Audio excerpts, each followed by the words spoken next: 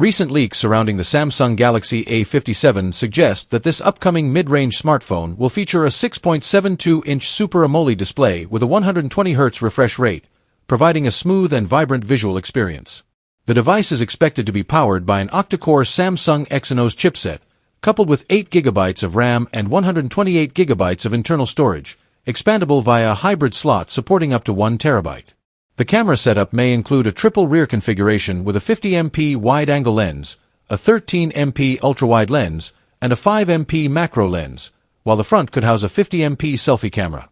A robust 5,000 mAh battery with 45W fast charging support is also anticipated. Additional features might encompass an in-display fingerprint sensor, IP68 water and dust resistance, and 5G connectivity. The Galaxy A57 is rumored to launch around June 15, 2025, with an expected price of 45,990 Indian rupees in India.